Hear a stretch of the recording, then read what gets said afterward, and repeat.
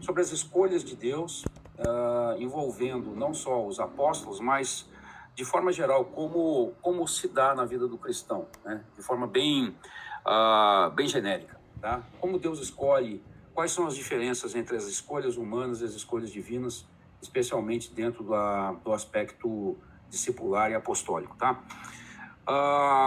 Como nasceu o livro? Como nasceu a obra? Eu estava fazendo um intercâmbio nos Estados Unidos, no começo dos anos 80, na cidade de Great Falls, no estado de Montana, e aí fui visitar uma livraria evangélica e encontrei ali no canto da prateleira um livro que me chamou a atenção, chamado The Search for the 12 Apostles, ou Em Busca dos 12 Apóstolos, de um autor falecido em, acho que 95, chamado William Stewart McBurney. Até por sinal, há pouco tempo atrás eu fiquei sabendo que essa obra foi traduzida para o português, né? Eu acho que é Em Busca dos 12 Apóstolos, se não me engano, o título que foi lançado aqui no Brasil. E eu achei curiosa essa obra, comprei, é um livro pequeno, não deve ter 200 páginas, 200 e poucas páginas talvez, e achei muito curioso porque era algo que sempre havia chamado a minha atenção. O que ocorreu com os apóstolos, né? Depois da narrativa bíblica, qual foi o fim deles, né? Qual foi o destino deles. Então eu, no primeiro momento, trouxe a obra para cá, né? Voltei do intercâmbio e comecei a ler e pensei em preparar um material para a apresentação na escola dominical da congregação em que eu fazia parte na época. E só que na medida em que eu fui lendo o livro, eu fui percebendo que havia ali a base para uma pesquisa bem mais ampla. Então, no começo dos anos 90, eu comecei a preparar o trabalho porque me chamou a atenção o fato de que não havia praticamente nada especificamente sobre o tema em língua portuguesa. Eu estava procurando naquele momento fontes que pudessem ajudar na pesquisa e eu não encontrava. E aí, de repente, eu me dei por mim que estava diante da possibilidade de criar um material inédito em língua portuguesa, né? Ou pelo menos no Brasil, né? Não sei em Portugal, mas pelo menos no Brasil. E aí comecei a trabalhar no começo dos anos 90, a internet era algo ainda que estava chegando, eu estava tendo acesso, isso me ajudou muito, né? Eu comecei a aprender, a pesquisar e trazer alguns materiais, baixar material, acessar material. Isso era muito novo na época ainda, né? Fazia buscas pelo Alta Vista, lembra do Alta Vista, né? O pessoal de hoje nem lembra mais, né? Mas era a ferramenta de procura. Mas foi muito importante, porque se fosse depender de obras impressas, eu teria tido muita dificuldade. Mas, enfim, essa obra foi lançada pela editora Luz e Vida, no meados dos anos 90, nessa primeira fase do livro, né? Depois a Luz e Vida acabou mudando, encerrando as atividades, buscando outro tipo de material, e essa obra, como sempre acontece, quando a editora descontinua a impressão, o material volta para o escritor, para o autor, para ele escolher uma nova empresa que possa publicá-lo, né? E aconteceu isso com a Luz e Vida, com a Ragnos. A Ragnos se propôs a relançar o material no começo dos anos 2000 e eu pude trabalhar numa edição ampliada, né? Então, ampliei alguns capítulos e foi bem interessante. E o livro foi reeditado, então, e foi relançado no ano 2005. Tá? Quais são ou foram os objetivos básicos da obra, né? Em primeiro lugar, o objetivo era coletar essas informações bíblicas, né? Tudo aquilo que havia dentro das Escrituras sobre cada um dos apóstolos. O problema é que para vários dos apóstolos não há quase nada, né? Não há quase nada de informação. Você pegar assim, o que você sabe biblicamente sobre Simão Zelote? Nada, né? Não tem nada sobre Simão Zelote. Verdade. Então, a tradição tem, mas as Escrituras não têm, né? Exceto o nome, né? Nas passagens onde há as citações das listas apostólicas, lá Mateus 10, Lucas 6, Marcos 3, Atos 1, ali onde se menciona, está o nome dele lá, e fora isso, nada mais. Mas Outros apóstolos, você tem bastante coisa. Tem bastante coisa sobre Pedro, João, Tiago Maior, né? Sobre André, alguma coisa sobre André, sobre Bartolomeu, algumas poucas coisas para alguns discípulos, né? Tomé e Judas, por exemplo. Mas, enfim, o primeiro momento era buscar informação, tentar fazer um esgotamento da informação bíblica disponível, e depois, num segundo momento, examinar as tradições sobre o destino deles, destino ministerial, o destino da vida deles, tá? Fora das páginas, além das páginas das Escrituras. E o meu objetivo aqui era basicamente aquilo que Stuart McBurney fez no livro, que por sinal o livro dele foi uma referência para mim, né? Eu não estava tanto me importando quão fantasiosas eram as narrativas, né? As lendas sobre ele. O importante é você saber que em determinado lugar, em um determinado tempo, houve uma lenda falando que um dos discípulos esteve ali, né? Se ele lutou com um dragão que cuspia fogo e tal, esse negócio tudo pode ser fantasioso, geralmente né? Mas isso não importa. O que importa é que isso pode ser um indício de que alguém esteve ali pregando o evangelho em tempos remotos, entende? É a história do onde há fumaça, há fogo. Então eu segui a lógica do onde há fumaça, há fogo, considerei as tradições, e esse foi o segundo objetivo da obra, tá? Quais foram os obstáculos para a pesquisa, né, que eu enfrentei, pelo menos como alguém que estava iniciando, né, essa atividade de pesquisador ali desse campo? Em primeiro lugar, eu já havia dito para vocês, há uma escassez de fontes em português, poucos livros em português. Nos últimos 20 anos traduziram alguma coisa a mais. Esse livro do Stuart McBurney está disponível em português. O MacArthur lançou o livro em português. Tem uma ou outra obra em português. Eu não necessitava de livros em português, tinha acesso em inglês e espanhol sem problema, mas mesmo livros em inglês e espanhol eram difíceis, não era muito fácil de ser achados, né? Eu comecei a ter acesso, por exemplo, a compras em sites pela internet, tentei e via que vários dos livros em inglês mais antigos haviam sido descontinuados, não estavam mais publicados. E para você comprar os ensebos na internet, em alguns casos, eles são muito caros. Então, eu acabei dependendo de livros que estivessem disponíveis online, mas, enfim, fui superando essa dificuldade aos poucos, né? Outra coisa foram também problemas, dificuldades com tradução, porque quando a fonte era em inglês, tranquilo, não tinha problema. Quando era em espanhol também não, mas quando era em alemão já complicou, né? Alemão, francês, para mim já seria problema. Na época ainda não tinha ferramenta, não acessava a ferramenta de tradução online ainda, não tinha essa facilidade, né? Então houve algumas dificuldades com traduções em alguns momentos.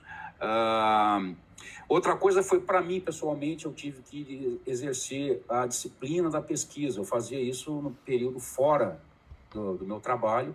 Eu trabalhava o dia inteiro, aí de noite eu tinha que me dedicar a isso. É algo cansativo, difícil, envolve tradução, escrita, conferência e tal. Então era difícil, mas foi algo que eu precisei enfrentar, e por isso demorou um pouco para a obra ficar pronta. Foi mais ou menos uns 2 anos e meio de produção, né?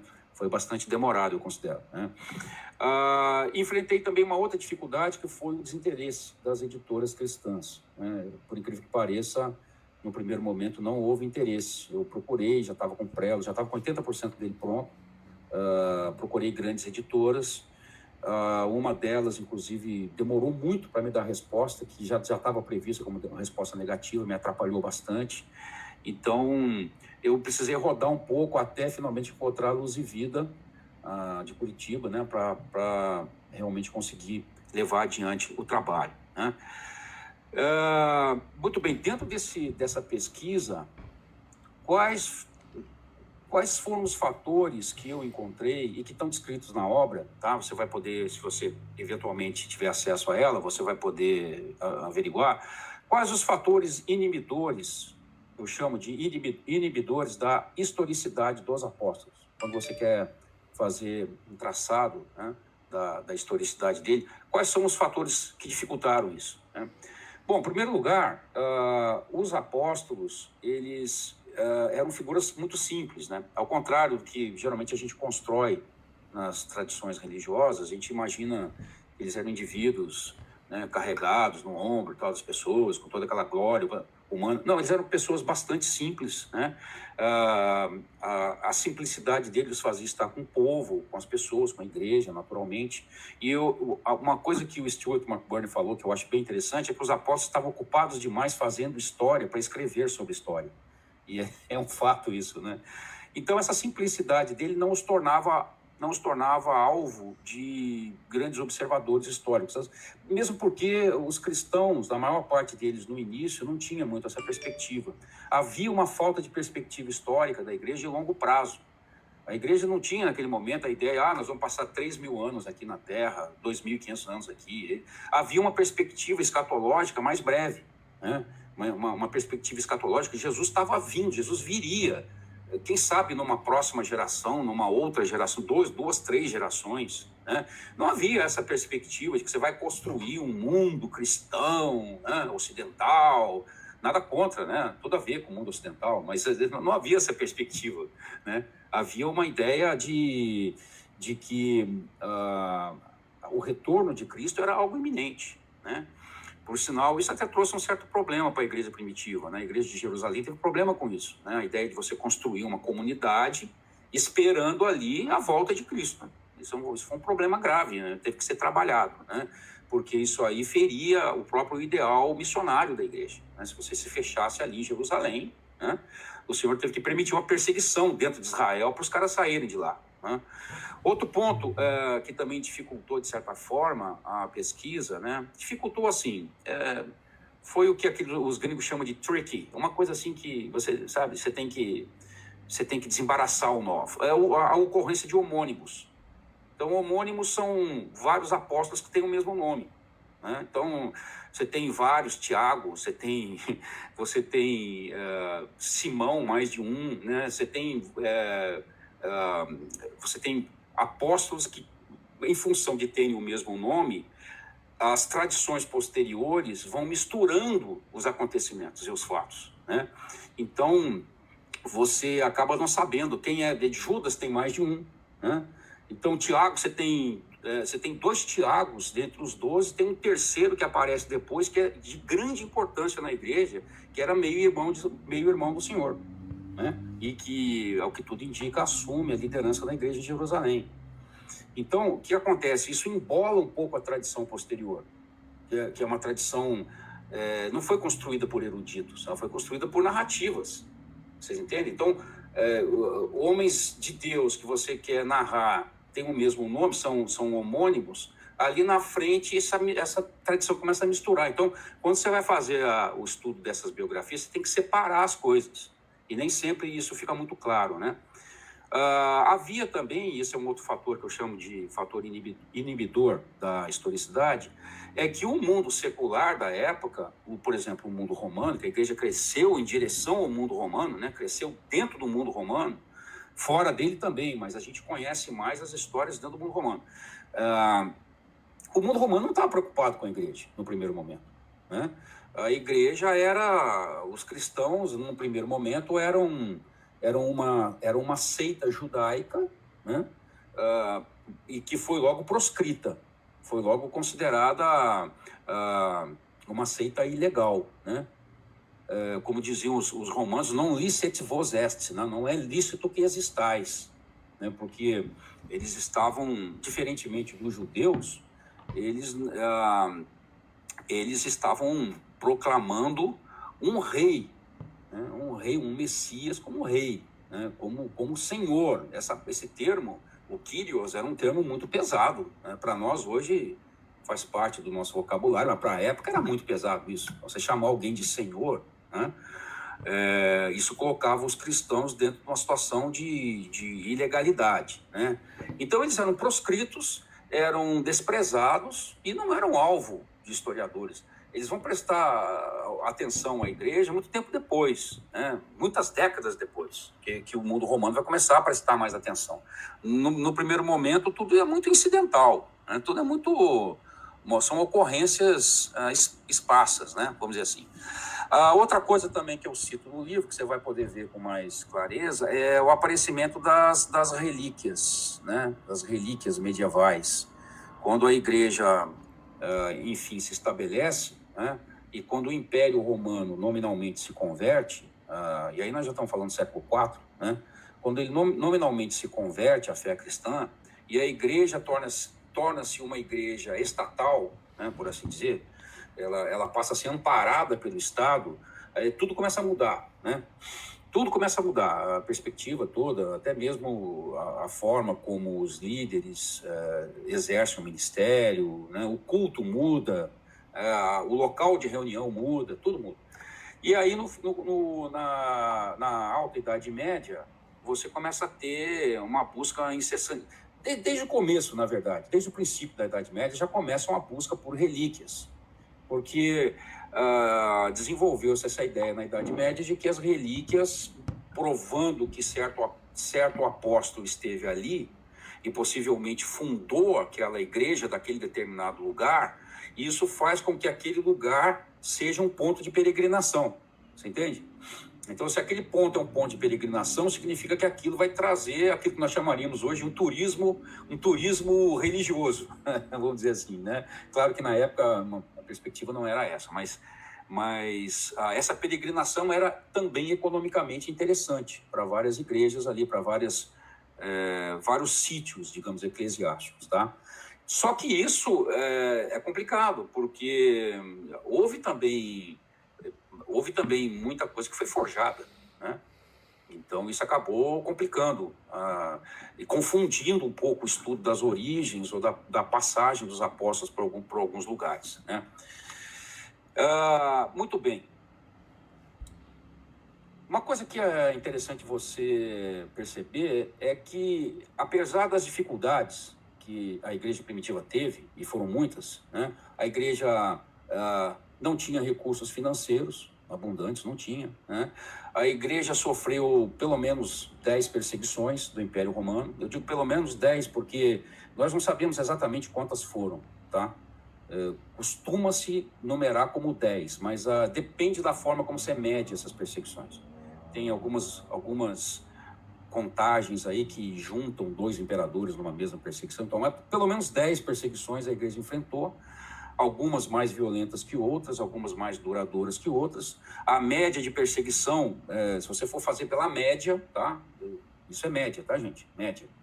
Você teria uma perseguição a cada 25 anos na igreja primitiva. Uma perseguição a cada 25 anos. Claro que média é aquele negócio que você diz assim, você come 2 ovos por dia, eu não como nenhum, nós 2 comemos um, né? Então isso é média. Não conta muito, mas é só para a gente ter uma ideia, tá? Então a igreja enfrentou isso, a igreja enfrentou dificuldades culturais, enfim, dificuldades as mais diversas. Mas, em menos de 5 gerações, a igreja trouxe o evangelho e sujeitou o Império Romano à fé cristã, né? Quer dizer, o Império Romano se rendeu à fé cristã. Como isso foi possível? Como isso, acho que tem um microfone aberto aí. Beleza. Então, como foi possível isso acontecer? Você sem recurso, com pessoas humildes, aliás, muitos membros na igreja primitiva eram gente das classes mais baixas, né? Majoritariamente, muitos escravos. Você pode imaginar o que numa sociedade estratificada, duramente estratificada como era a romana, você imagina o que era você, por exemplo, um senador, você é da classe senatorial em Roma, tá? Você tinha ali basicamente 3 classes, né? Você tinha a classe plebeia, a classe equestre e a classe senatorial. E até o jeito de você andar na rua, a roupa que você vestia, denotava a classe que você pertencia. Agora você imagina, então, você se converte, você é um senador romano, você se converte, chega na igreja, o cara que está pegando é um escravo. Pensa essa situação. Isso era impossível uma situação dessa acontecer fora da igreja. O cara que vai te dar aula na escola dominical é o escravo, entendeu? Você é senador romano, né? Então a igreja estava invertendo essa ordem, né? Essa rigidez toda, certo? E isso, se você olhasse do ponto de vista humano, seria impossível algo assim prosperar, né? Mas isso foi possível porque existiam fatores facilitadores também, né? que o próprio Deus preparou, né?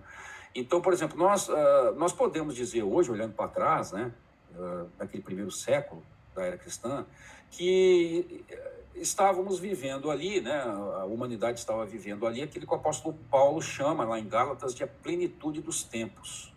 Então, vindo a plenitude dos tempos, Deus enviou seu filho por meio de mulher, né? Quer dizer, ele está falando da encarnação. Então, Deus encarnou na história quando o tempo chegou na sua maturidade. Aquilo foi a maturidade do tempo, o momento ideal, né? Você tinha circunstâncias ali históricas, culturais e até mesmo técnicas para a época que foram perfeitas para a difusão do evangelho naquele momento, tá? Então, por exemplo, havia uma unidade, praticamente uma unidade linguística em grande parte da Europa e no norte da África, por exemplo, tá? Até parte do Oriente Médio, com o grego, né? O advento do grego comum, o grego koiné. Se você falasse grego, você andava no mundo antigo inteiro, né? Se você falasse grego e latim também. O latim vai ser essa língua fantástica que os romanos vão desenvolver, vão importar muita da estrutura do grego para construir uma língua assim, quase que matematicamente perfeita, que é o caso do latim, né? E o latim vai acabar na Idade Média ocupando esse espaço, né? Vai se disseminar e vai ocupar esse espaço. Então você imagina o evangelho escrito em grego, tá? Imagina a facilidade que esse evangelho teve de ser lido em todas as regiões. Outra coisa também é que o Império Romano foi uma experiência política bem interessante, né? Embora tivesse todos os seus problemas, as suas opressões, etc., né? Fosse bastante belicoso e bastante, digamos assim, cruel com seus vencidos, né? Mas o objetivo do Império Romano era integrar aqueles povos, era integrar debaixo de uma mesma lei e debaixo de um mesmo senhor, César, tá? Então eles conquistavam aquele povo, em geral pela força, aí anexavam aquele território e impunham as mesmas leis ali, tá? Colocavam aquele território dentro do seu limite, ali do seu limite geográfico, e implementavam leis e sobre eles estava o mesmo senhor. Então essa ideia de universalidade romana foi muito interessante, ela jogou muito a favor das pessoas que estavam naquela época vindo do paganismo e precisavam entender o que era o reino de Deus, né? Porque era uma visão, o reino de Deus era uma visão universal, católica no sentido de catolicidade, né? De universalidade, onde você tem muitos povos, línguas e nações debaixo da mesma lei, do mesmo estatuto de Deus, debaixo do mesmo senhor, do mesmo senhorio. Foi muito interessante aquela experiência romana para aqueles que estavam vindo do paganismo, conhecendo o evangelho com essa proposta que ele tinha, tá? Eu não estou estabelecendo relação nenhuma com o Império Romano nesse sentido, mas é só para você perceber que culturalmente, quando alguém falava do reino de Deus para um cara que estava vivendo ali dentro do Império Romano, ele conseguia conceber a ideia de um reino de Deus, do Filho de Deus, que fosse um reino plural, né? Um reino plural em termos de indivíduos de todas as línguas, raças e nações debaixo do mesmo senhorio, tá? Outra coisa, havia, e aí nós podemos falar também diretamente sobre algo que impactou os apóstolos, havia segurança de trânsito no Império Romano, tá? Antigamente, você imagina, os indivíduos andando a pé ou a cavalo ou a lombo de burro, né? E enfrentando estradas difíceis, cheias de salteadores, tendo que percorrer às vezes dezenas ou centenas de quilômetros, viagens que demoravam semanas, às vezes meses, né? E aí os romanos, quando eles expandem a sua conquista, né? Ela vai chegar ali no seu apogeu, mais ou menos ali, ano 120, 130, mais ou menos, é o apogeu, né? Dali para frente começa a diminuir, mas quando eles atingem esse apogeu, o que é necessário? O romano entendia que era necessário integrar as regiões, tá? Então, o Império Romano se estendia, imagine só, desde a fronteira da Escócia com a Inglaterra se chamava Britânia na época, para os romanos, tá? A divisão ali, né? Aquela fronteira tinha uma muralha ali, que era a muralha de Antonino, a muralha de Adrianos e a muralha de Antoninos. Eles dividiam ali o limite norte do Império e descia até onde é o Irã hoje, o Iraque, desculpa, o Iraque, né? Passando pelo norte da África inteira, Argélia, Líbia, Egito, todo o Oriente Médio. Imagina o tamanho desse país, né? Dessa nação, por assim dizer.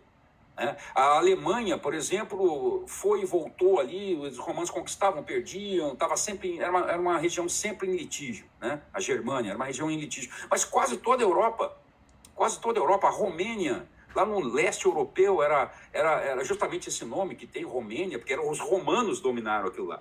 Então, como é que você faz para integrar uma região toda dessa? Portugal, né? A Lusitânia, a Espanha, que era a Espanha, a França, que era a Gália, a Itália, tudo isso era Roma. Como que você fazia para integrar? Você precisava de estradas. E os romanos construíram estradas formidáveis, gente. Formidável. Tá certo que era a base de mão de obra escrava, né? Mas as estradas estão até aí, até hoje, né? Se você for a Roma, por exemplo, você vai passar pela Via Ápia.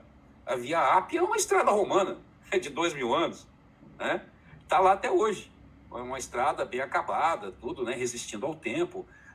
Isso permitiu para os primeiros missionários, né, e incluindo os apóstolos, a possibilidade de você viajar a grandes distâncias e com você aquilo que você está pregando, a sua mensagem. Isso era algo importantíssimo.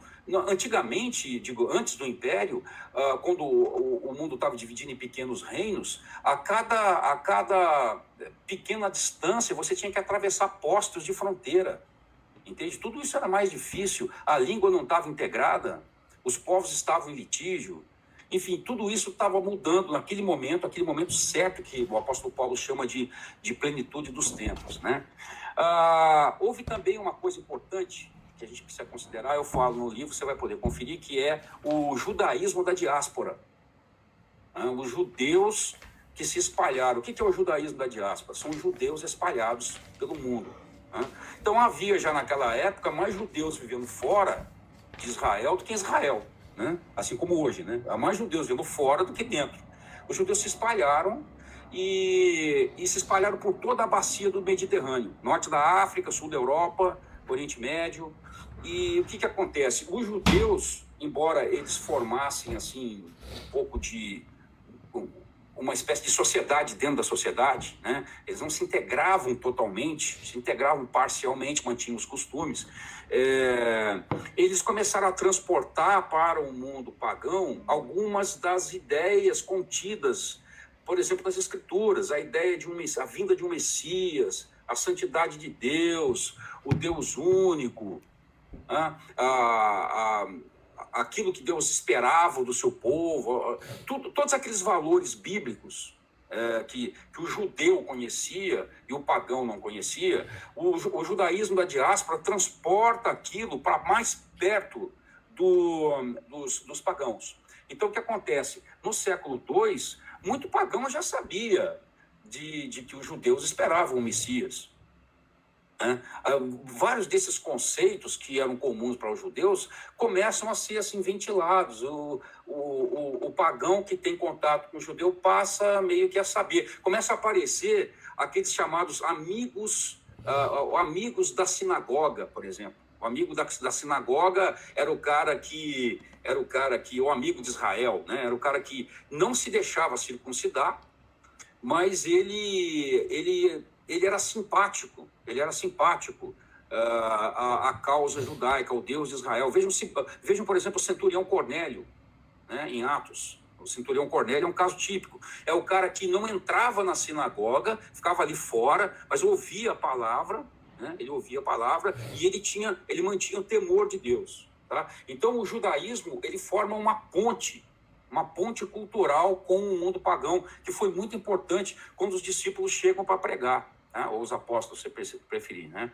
Houve também, da parte de alguns, um desencanto com as religiões pagãs, e ao mesmo tempo que havia esse desencanto com as religiões pagãs, a filosofia provocou em muitos deles uma busca pelo sublime, pelo bem maior, né? Pelo belo, Tudo isso estava sendo provocado na filosofia. E por isso que muitos filósofos se converteram.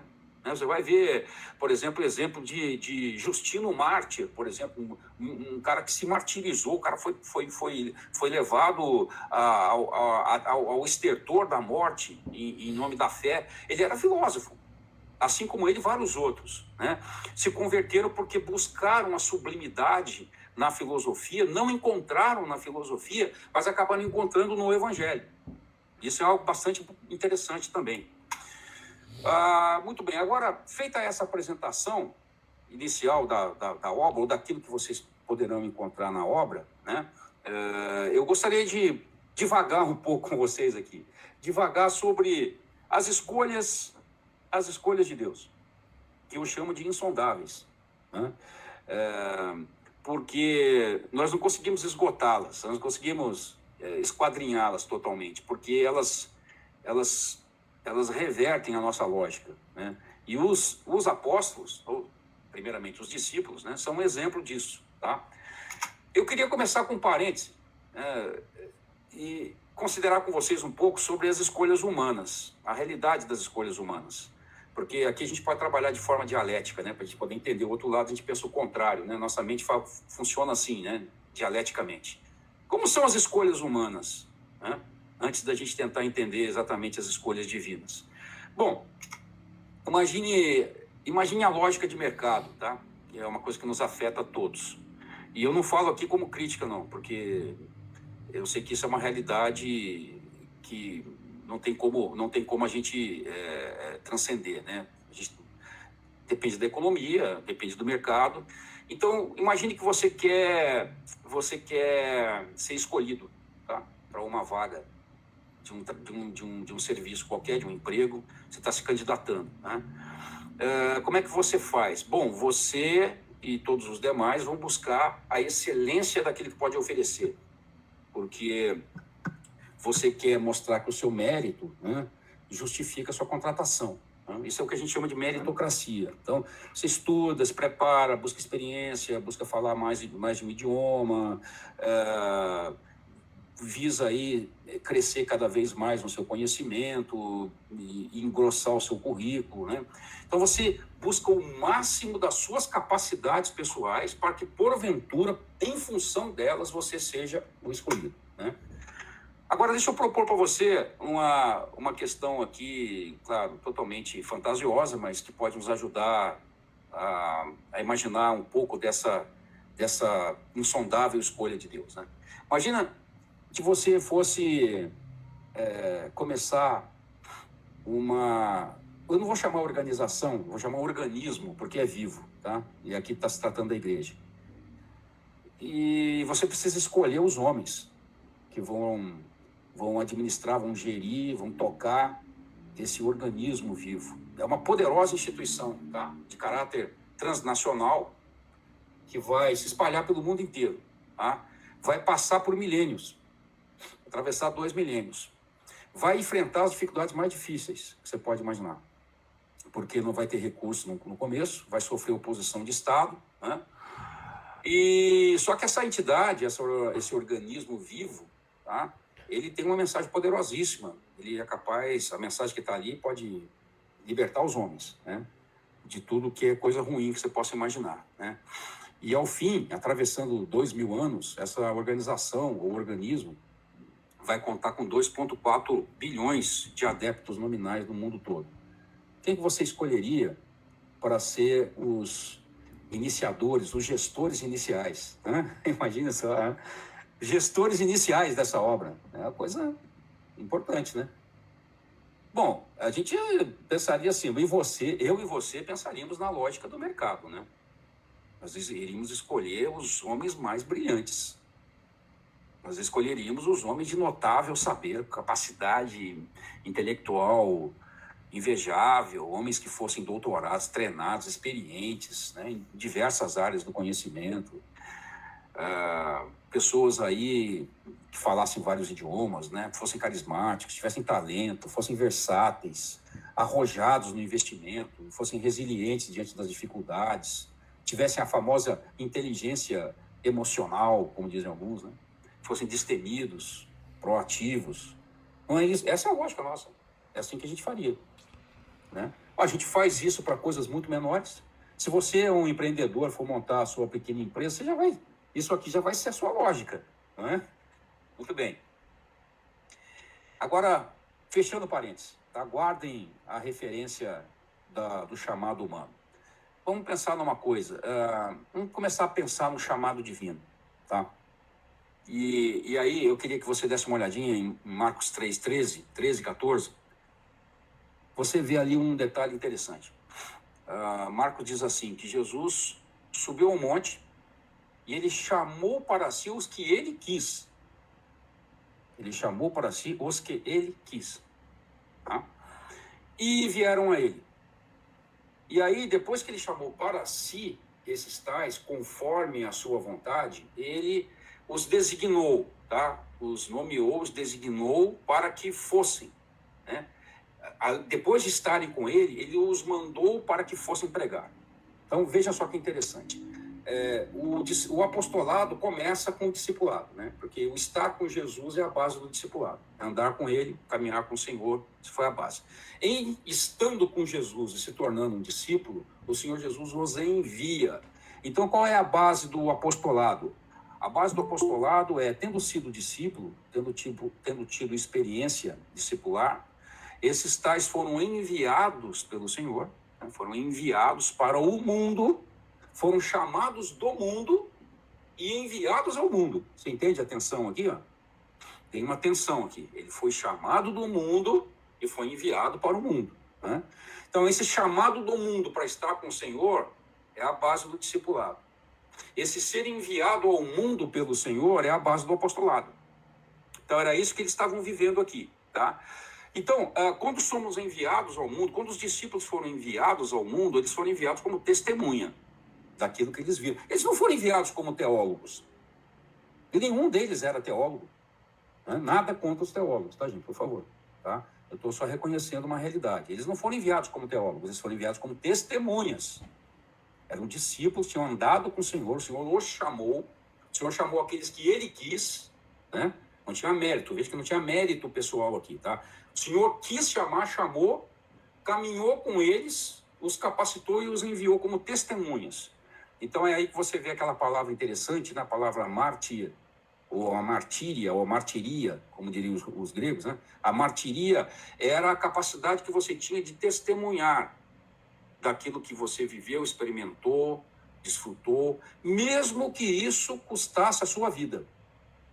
Depois o mártir acabou sendo, essa palavra acabou ganhando uma acepção de pagar com a vida, né, por alguma coisa.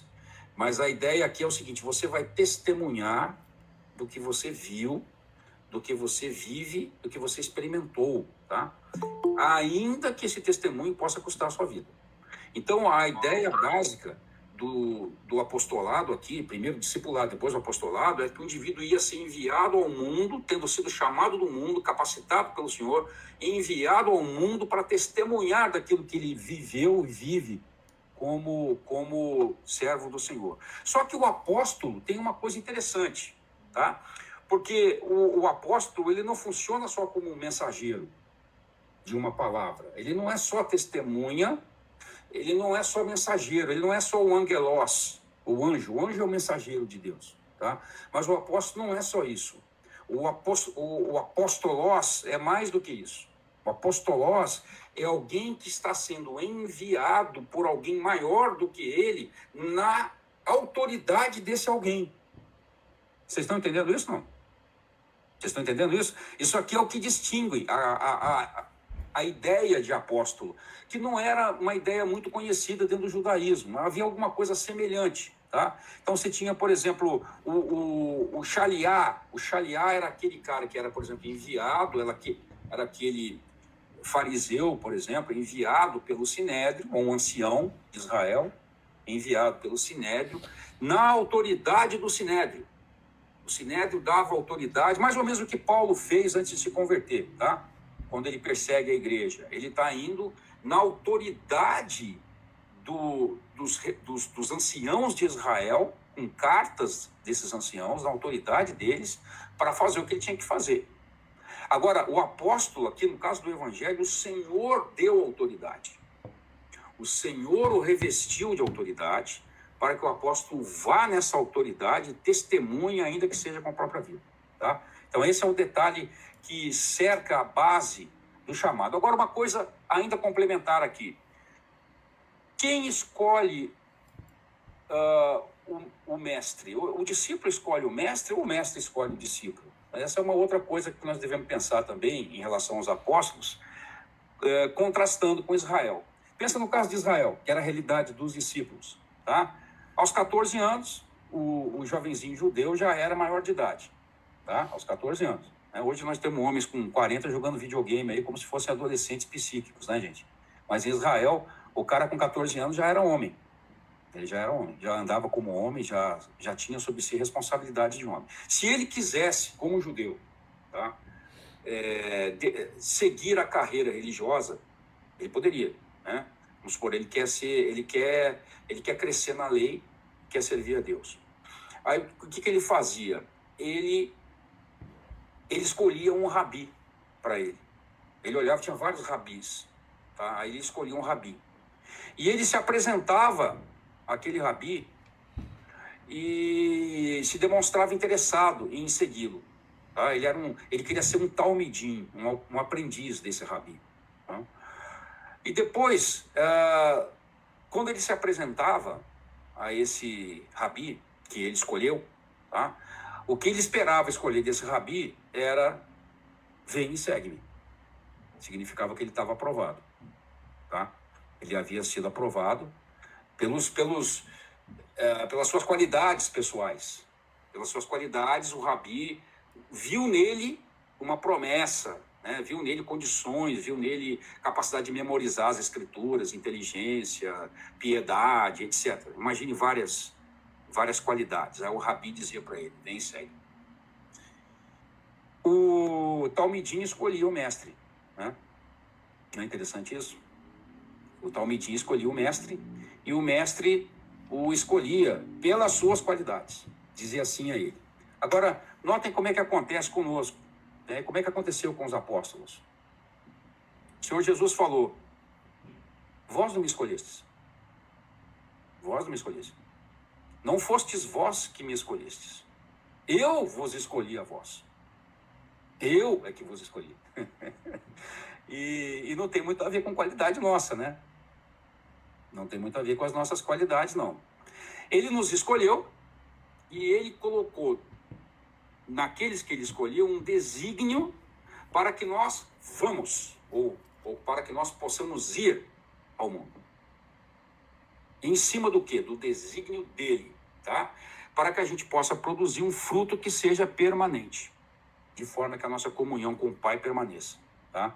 Então, ao contrário do que acontecia em Israel, não era o talmidim, o aprendiz potencial, que escolhia o rabi. No nosso caso, é o rabi que nos escolheu. Isso é algo bastante importante que a gente vê na vida dos apóstolos. E justamente sobre isso, eu queria comentar com vocês um pouco daquilo que é tão interessante e que difere tanto das escolhas de Deus, se comparado com as nossas escolhas, tá? Que é a loucura, entre aspas, claro, da escolha divina para com os apóstolos. Eu enumerei algumas coisas aqui que eu acho interessante de vocês pensarem. Por exemplo, o povo de Israel, então, era a base, era o caldo ali, né, o recurso humano do qual Deus iria usar para suas escolhas. Muito bem. Então, se Israel compunha esse universo, né, do qual Deus ia se valer nas suas escolhas, por que ele escolhe galileus, né, que eram figuras desprezadas mesmo pelos judeus, e não os judeus da Judéia, né? Exceto um que foi Judas Iscariotes, era o único judeu da Judéia, né? Ele escolhe homens de uma região que era desprezada pelos próprios judeus, né? Ponto número 2. Tudo bem, então vai escolher Galileu, tá? Então vamos escolher os melhores, os mais cultos, né? Os mais letrados. Aí ele escolhe pescadores humildes, homens muito limitados do ponto de vista intelectual, gente rude, né? E não escolhe os escribas, não escolhe os doutores da lei lá, né? Se você olhar, por exemplo, Atos 4, 13, quando esses discípulos são pegos lá pregando na área do templo, os anciãos de Israel os definem como agramatoi e idiotai. Olha só o termo que eles empregam. Eles eram homens que não tinham domínio, um bom domínio da gramática, vamos dizer assim, do idioma. Não eram homens letrados. Não eram homens letrados. Idiotai, você imagina o que é, né? Mais ou menos já dá para perceber, não precisa traduzir do grego, né? Por que, um outro ponto aqui, por que optar, está escrito opter, optar, né? Por indivíduos que se demonstraram muitas vezes ali titubeantes, né? Muito faltos na fé, né? E muito tardos também para entender as coisas espirituais. Quer dizer, eles não eram figuras assim excepcionalmente espirituais, não eram. Eles não eram pessoas difíceis de se fazer de entender aquilo que o Senhor muitas vezes estava explicando, né? Porque, por exemplo, nesses indivíduos que foram escolhidos, já que houve tão pouco tempo de treinamento discipular, né? Menos de 20 meses, é o cálculo que se faz de treinamento discipular deles. Por que tão pouco tempo se você estava contando com indivíduos tão despreparados? Por que não passar mais tempo preparando? Isso é uma lógica humana, eu estou aplicando uma lógica humana aqui, tá? Outra coisa, se o objetivo era a coesão do grupo, desse grupo de 12, por que você vai optar e vai escolher personalidades tão distintas, tão diferentes, tão radicalmente distintas? Tá? Tipo assim, você vai colocar pessoas que têm pensamentos completamente antagônicos, tá?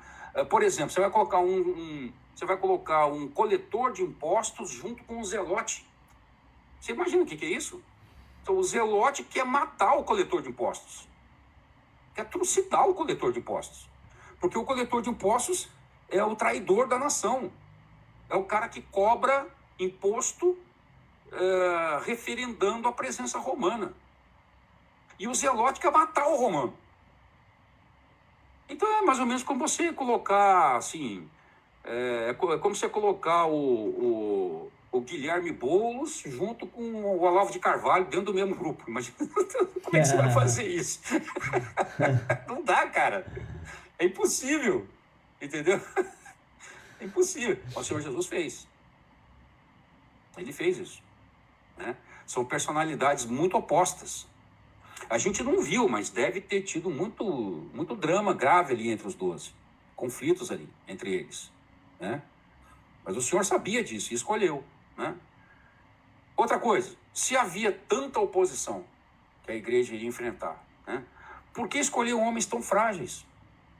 Né? Homens medrosos, homens que eram muito instáveis, que alguns deles eram muito garganta. Pedro é garganta, você já viu? Ah, Senhor, eu vou arrebentar, vou fazer. Então, na hora, o cara... Né? Como escolher essas pessoas? Por que não escolher indivíduos resolutos, indivíduos que não tivessem medo, não tivessem temor, aquele cara, sabe? Aquele cara que se confia, aquele cara sólido, né? Não foi isso que ele fez. Outra coisa, teve algum método que você pudesse... teve alguma uma linha mestra na escolha dos 12? Que você pudesse dizer, bom, eu compreendo que o Senhor escolheu por aqui, porque ele fazia assim, ó, quando ele escolhia. Ele escolhia dessa forma. Não tem. Além da contradição que você vê no perfil daqueles que foram escolhidos, você vê a ausência de método no recrutamento. Você vê assim, por exemplo, André e João caminharam um tempinho quase como se fossem discípulos. Tá? Foram lá, conheceram Jesus, João Batista falou, esse é o Cordeiro de Deus, eles foram lá, ficaram um tempinho ali, num pré-discipulado. Tá? Mateus, Jesus falou, tá, ó, você aí na coletoria aí, vem e me segue. De repente o cara está trabalhando lá, não tem nada a ver. E o cara é chamado, larga tudo e vai. Larga o emprego promissor, né? O coletor de impostos ganhava dinheiro, estava acima da média do cidadão da época. Bartolomeu, né? O Natanael, é chamado por meio de terceiros, que Filipe vai lá, chama ele estava sentado na árvore, meditando debaixo da árvore, e aí Filipe diz, encontramos aí o prometido de Israel, quando ele vem para falar com Jesus, o Senhor Jesus elogia ele, ele diz, mas como é que o senhor me conhece? Aí antes que você viesse aqui, eu já tinha te visto debaixo da árvore. Quer dizer, já tem uma outra situação, né? Uma situação sobrenatural. Pedro já é outro caso, conheceu Jesus antes, foi chamado depois, também no meio de uma situação ali rotineira, de trabalho, né? Então, o chamado de Deus não obedece a um padrão humano, tem critério humano. Tá? Você pode ter pessoas ali com uma espiritualidade mais desenvolvida, né? Como o caso de João, né? De André. Você tem pessoas ali que estavam envolvidas com questões mais corruptas, né? Questões de corrupção, questões de traição nacional, como era o caso de Levi ou Mateus. Você podia ter gente ali como Simão Zelote, que era podia ser um cara assassino. Não sei se ele tinha assassinado alguém, mas potencialmente assassino. Para ser um Zelote, você tinha que estar disposto a matar os outros, cara. Entendeu? Você podia não ter feito isso, mas você estava ali pronto para participar de um levante, né? E gente simples, como homens como Pedro, gente de uma religiosidade íntima, como Natanael, de formas diferentes, em momentos diferentes, né? Agora, dito tudo isso, o que a gente pode frisar é o seguinte: existe, eu diria, pelo menos uma diferença básica nas escolhas de Deus e nas escolhas humanas. Porque na escolha humana, a glória pertence ao escolhido. Tá? Lembre-se do caso do mercado de trabalho que eu mencionei para você no começo. Então, você está lá, você se apresentou numa vaga de trabalho e você foi escolhido porque você é o melhor. Entendeu? Então, vamos considerar que não existe nenhuma trapaça ali nos recursos humanos da empresa ali, tudo é sério, tudo é feito seriamente, sem QI, sem nada, tá? Tudo sério. Então, você foi escolhido para a vaga. Por quê? Porque você é o melhor, porque você é o mais capacitado, porque todo mundo ficou de boca aberta com o seu currículo, entendeu? Você passou por cima de todo mundo. Então, a escolha se deve a você. O cara que te escolheu não fez mais do que obrigação, porque você é o bom, você arrebenta, você é o maior, você é o máximo, entendeu? Essa é a escolha humana. E a escolha divina? Pertence a quem? Né? A glória é de quem escolheu. Ou é nossa? Você acha que a glória é nossa? Né? Se você acha, dá uma olhadinha aqui em 1 Coríntios 1, 21 até 29. O apóstolo Paulo diz, olha, a igreja de Corinto era uma igreja meio orgulhosa, tá? Era uma igreja orgulhosa, tinha um nível de vida, um padrão de vida acima da média, tal. Era um lugar rico, era uma cidade pecaminosa, né, bastante, e rolava muita grana, muita prostituição, muito glamour, tá? E a igreja sofria um pouco com isso, com essa cultura. E aí Paulo diz o seguinte, visto como na sabedoria de Deus o mundo não conheceu a Deus pela sua sabedoria, aprove a Deus salvar os crentes pela loucura da pregação. Então, quem sai a pregar o evangelho está cometendo aos olhos do mundo uma loucura. Aos olhos do mundo, tá? Por quê? Nós pregamos a Cristo crucificado, que é escândalo para os judeus e loucura para os gregos. Ou seja, escândalo para aqueles que são tidos como religiosos e um nonsense para aqueles que se dizem racionais, né? Mas para os que são chamados por Deus, tá? Tanto judeus como gregos, lhes pregamos a Cristo, poder de Deus e sabedoria de Deus. Porque a loucura de Deus é mais sábia que os homens, e a fraqueza de Deus é mais forte que os homens. Porque, veja, irmãos, a vossa vocação, o vosso chamado, né? Vosso chamado. Vede, irmãos, a vossa vocação. Repara na vossa vocação. É o que o apóstolo Paulo está dizendo. Perceba a vossa vocação, vosso chamado. Tá? Não são muitos os sábios, segundo a carne, nem muitos os poderosos, nem muitos os nobres que são chamados. Deus não está chamando aqueles que nós chamaríamos. É isso que ele está dizendo aqui. Ele não chama os que nós chamaríamos. Né? E ele provou isso com a igreja. Né? Mas Deus escolheu as coisas loucas desse mundo para confundir as sábias. Quem? Nós? Os apóstolos. E Deus escolheu as coisas fracas desse mundo para confundir as fortes. Nós, os apóstolos. E Deus escolheu as coisas vis desse mundo e desprezíveis, e as que não são, para aniquilar as que são. Por quê? Para que nenhuma carne se glorie perante ele. Porque a glória da escolha é dele. A glória da escolha não é nossa. Porque se Deus fosse nos escolher pelos nossos méritos, a glória da escolha era nossa. Não, Deus nos escolheu, mas claro, eu sou o máximo. Quem que Deus vai escolher? Sou eu, pô. Não tem ninguém mais. Sou eu. Vai escolher você? Não, sou eu. Eu que vou. Só dá eu aqui, cara. Só dá eu na igreja. Você imagina uma situação dessa? É impossível, né? A gente pensar... Bom, tem gente que pensa assim, né? Eu acho que tem muita gente na igreja agindo dessa forma, né? Não declaradamente, mas implicitamente. Mas a verdade é, a glória da escolha pertence a Deus, porque não há glória no escolhido. Não, aqui não é meritocracia, gente. Meritocracia é ótima para o mundo, né? Eu acho ótima a meritocracia para o sistema financeiro, para o mercado de trabalho. É ótima a meritocracia. Aqui não. Na igreja funciona a lógica divina, sabe? E a pergunta é, a escolha divina deu certo? Né? Será que a empresa funcionou? É uma boa pergunta, né?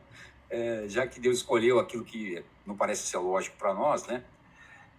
Depois, imagine só, depois de 18 meses de treinamento, né? Você até poderia ter alguma dúvida quanto às escolhas, porque depois de 18 meses de treinamento, os discípulos ainda estavam lá no final se perdendo em questões egocêntricas, né?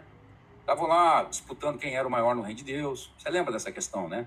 Querendo sentar um à esquerda, o outro à direita do trono, chamando a mãe. Tinha discípulo que chamou a mãe para pedir. O cara não tinha nem coragem de pedir ele mesmo.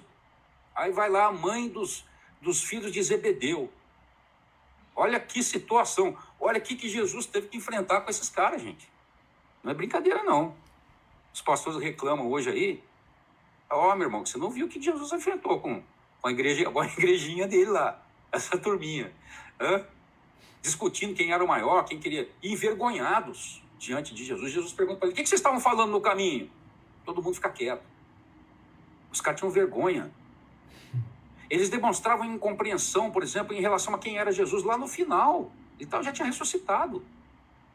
Aí Filipe, Senhor, mostra-nos o Pai. Os caras estavam boiando. Ele já tinha ressuscitado, tinha vencido a morte. Olha que situação. O tesoureiro do grupo, o único cara da Judéia, traiu por um preço de um escravo. Imagina a repercussão que isso teve fora do grupo. Né? Imagina quem conheceu o grupo por Judas. Você já pensou nisso? O cara não conhecia ninguém, só conhecia Judas. Esses cristãos aí, não chamava cristão na época, né? Mas esses seguidores aí de Jesus, eu conhecia um cara, nossa, o cara é o maior 7-1, rapaz. O cara é o maior 7-1, nossa, o cara entregou o mestre. Você imagina o resto da turma. Imagina só. Outra coisa, todos abandonaram o Senhor Jesus no momento crucial. Todos eles. Naquele momento da prisão, todo mundo cascou fora, como diz o mineiro. Né? Então, teria acertado Jesus na escolha? Teria sido bom o treinamento?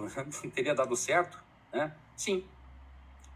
Apesar de todas as limitações pessoais, porque a glória é de Deus na escolha, como eu falei para vocês, todos eles abriram mão das suas vidas, dos seus projetos pessoais, das suas realizações, todos eles priorizaram a causa do Mestre, com as suas imperfeições.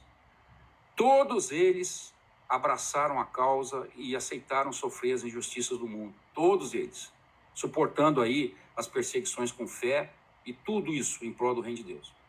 Segundo a tradição, como a gente vê, 11 dos discípulos, tá? 11 deles, na verdade, vamos tirar Judas daqui, tá? Mas vamos colocar Matias no lugar dele. Mas 11 deles morreram de morte violenta em situações de martírio, né? Então, exceto João, o apóstolo João, todos os demais. A pergunta é, aquele perfil de cara resiliente, poliglota, doutor, né? Sabidão, que você escolheria para a empresa, será que esse cara faria isso aqui? Será que esse cara teria tido essas virtudes aqui que o Senhor os concedeu? Veja, por exemplo, rapidamente, você vai poder ver no livro, capítulo a capítulo, cada uma das biografias, mas só para você ver, veja o caso de Pedro, né? Simão Pedro, ou Kefa, ou Cefas, né? Olha o que esse homem fez, né? Um homem simples, um homem bronco, tá? O cara anunciou o evangelho não só na Judéia, né? Não só ali na Judéia, em Jerusalém, em Jope, né? Perto de onde até ela vive hoje, em Cesareia, Antioquia, né? Toda a Ásia Menor, Corinto, onde o nome dele era bem conhecido, Roma, e talvez, algumas tradições falam, você vai poder avaliar se são consistentes ou não, né? Na Babilônia, embora haja muita dúvida sobre isso em relação a ele ter estado lá, e talvez até na Inglaterra, que era a colônia britânica na época, colônia romana, desculpe. Escreveu 12 epístolas gerais, e ele é o nome, possivelmente, por trás do Evangelho de Marcos, tá? Foi prisioneiro em Roma, na prisão de Mamertina, um dos calabouços mais detestáveis do mundo, né? O sujeito ficava ali jogado num buraco na pedra, com água até o joelho. Segundo a tradição, pregou para os carcereiros, 2 carcereiros se converteram, né? E dali saiu para o martírio.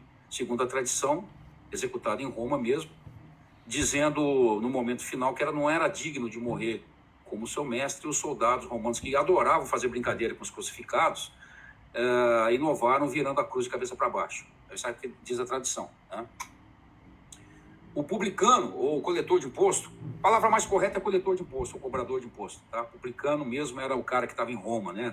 Era a ponta final desse processo fiscal. Mas lá no chão de fábrica, por assim dizer, né? Lá no contato com o povão, era o coletor de impostos, Levi. Ele abandona uma carreira que era, considerando a realidade da época, muito promissora. E você vê na passagem bíblica que ele não hesita, ele larga tudo, o Senhor Jesus chama, ele vai, né? Ele pregou por um longo tempo aos judeus, tinha bastante ligação com os judeus. Você vê o evangelho dele, é um evangelho falado para judeus, né? Mas também, depois, a tradição localiza pregando no Irã, onde hoje é o Irã, na época a Pérsia, né? A parte, a Etiópia e o Egito, tá? O termo Etiópia também é bastante vago, tanto quanto Índia, não dá para saber exatamente se refere aos mesmos lugares hoje, nós entendemos como Etiópia e Índia, tá? Além do evangelho de João, além do evangelho que ele escreve, que você vê aí em grego, né, traduzido do grego, e isso hoje já está comprovado, há um evangelho em aramaico, tá? Já há citações o suficiente para se reconhecer que ele produziu um evangelho em aramaico. Houve tradução para o hebraico desse evangelho, tá? Isso é uma coisa que já está, hoje já é ponto pacífico. O que existe de dúvida é se um derivou do outro, se são obras distintas ou se um derivou do outro, tá? Isso é uma discussão que continua aí. Ele foi martirizado, talvez decapitado, talvez queimado, talvez apedrejado, em Hierápolis, tá? Ou no Egito ou na Etiópia. As tradições são múltiplas em relação a ele, tá? Tomé, ou Dídio, eu considero que ele foi chamado injustamente de discípulo da incredulidade por alguns, mas ele não foi o único que descreu, né? Muitos ali descreram. Você viu o episódio, por exemplo, da ressurreição, muitos tiveram dificuldade de acreditar, muitos estavam dizendo com a própria expressão corporal que quando o Senhor Jesus morreu, para eles acabou, né? Eles não estavam cheios de fé, né? Então eu acho um pouco exagerado jogar a conta toda nas costas de Tomé, né? Porque, além de tudo, Tomé, quando ele se encontra com o Senhor Jesus, né, o Senhor Jesus vai ao encontro deles, ele vai ali e ele faz aquela declaração linda, né, ali no cenáculo, né? Ele diz assim, Senhor meu e Deus meu, né? Imagina foi a declaração da divindade de Tomé, foi uma coisa maravilhosa que ele fez ali, aquela rendição. E ele executa, talvez, a viagem missionária enquanto apóstolo mais distante que se teve notícia, se confirmarem as tradições, né? Porque ele pregou o evangelho possivelmente na Índia, tá? Na costa sul da Índia, na região de Malabar. E isso realmente é muito provável que tenha acontecido, tá, gente? Não se trata de conto da carochinha, porque quando os portugueses chegam lá, né, no começo da Idade Moderna, havia ali os chamados cristãos de São Tomé, vivendo isoladamente. E que foram mais tarde, com a dominação britânica, eles foram incorporados à Igreja da Inglaterra, né? Então, a Igreja Episcopal da Inglaterra, né, a Igreja Anglicana, ela abraça os cristãos de São Tomé. Então, havia cristãos ali que não tinham ligação tradicional com outras igrejas, outras tradições. Quem foi que pregou para eles lá? Então, a tradição aponta Tomé. Inclusive, tinha até uma estátua de Tomé lá na Índia, tá? Na região sul da Índia. A tradição, então, fala que ele teria sido morto lá, atravessado por uma lança de um sacerdote brahmane. Simão Zelote, esse que eu falei para vocês que nós não sabemos quase nada dele, né, biblicamente, deve ter sido pelo nome, né? Aparece em algumas traduções, aparece Simão Cananita, tá?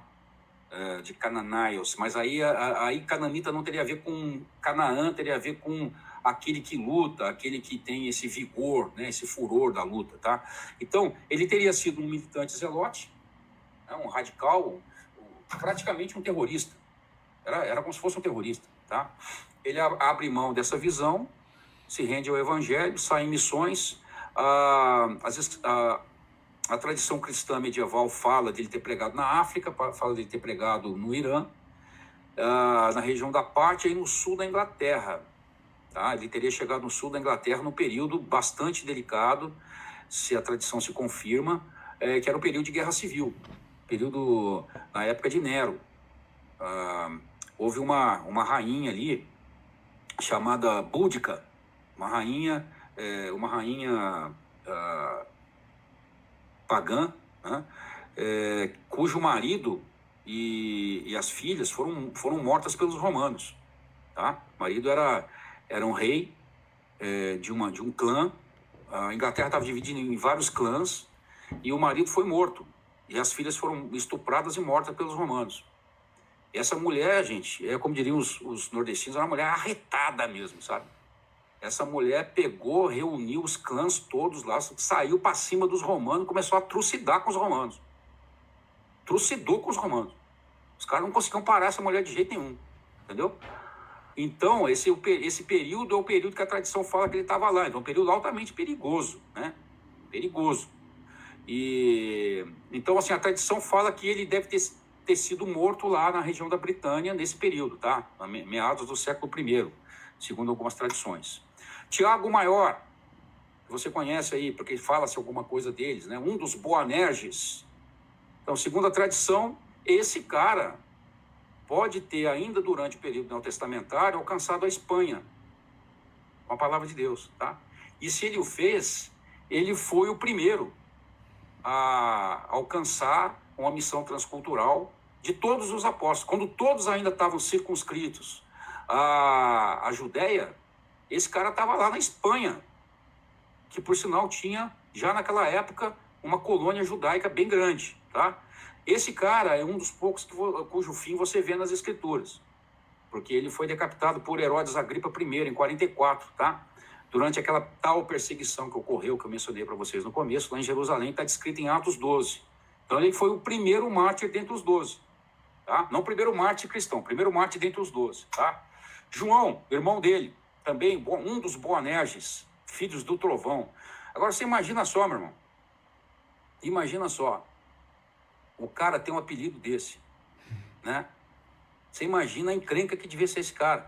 A tradição medieval pinta João com ares quase que efeminados, né? É um cara delicado, é o cara que deita e recosta a cabeça no peito de Jesus, né? É o cara cujo evangelho, que ele escreve com quase 100 anos de idade, fala do amor, o amor, o amor, o amor. Mas o cara, quando era jovem, meu irmão, o cara era lasqueira.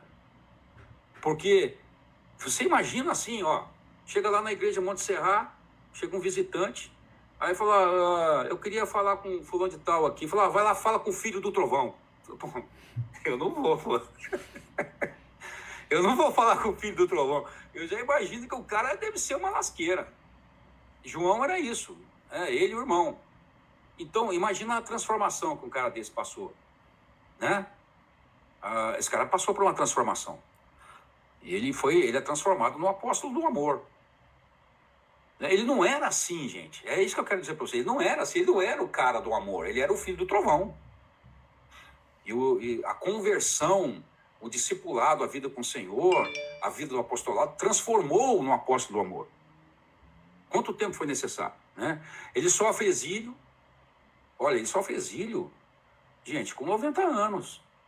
Ele vai parar em Patmos, na ilha de Patmos, na Grécia, durante a perseguição de Domiciano, no final do século I.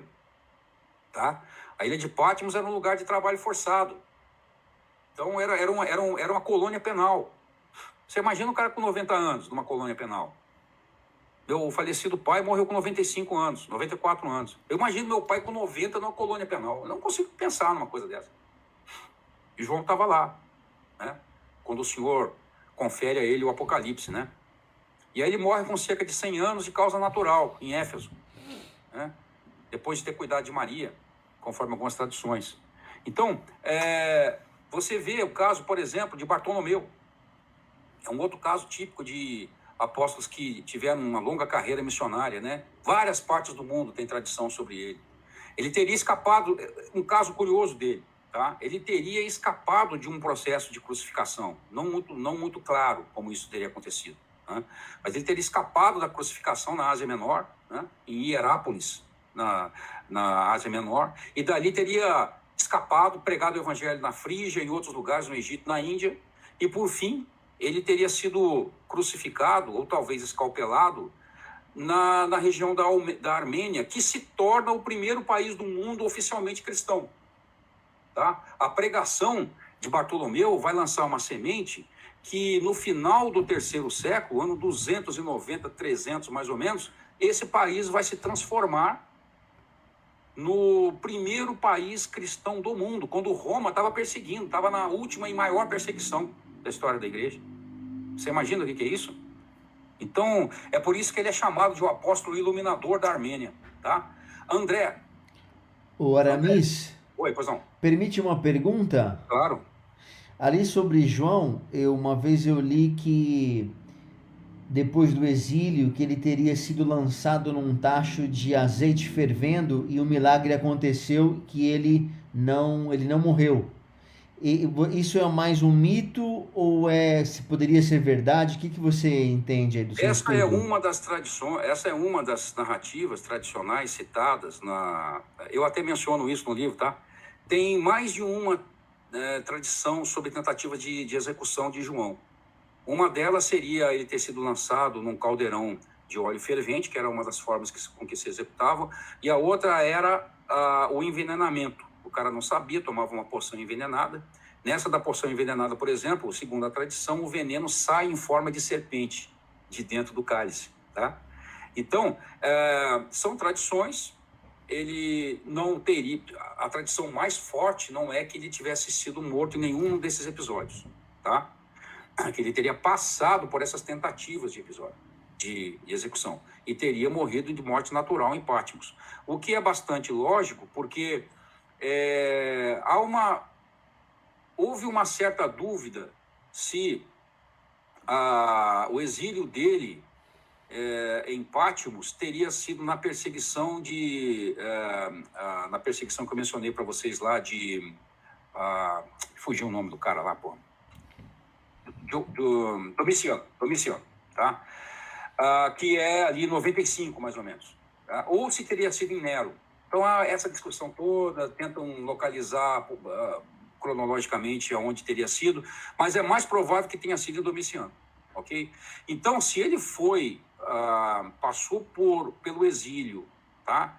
E há tradições dele, de novo, chegando a Éfeso, bem idoso, significa que nenhuma dessas tradições de ele supostamente ter morrido em Roma são verdade, tá?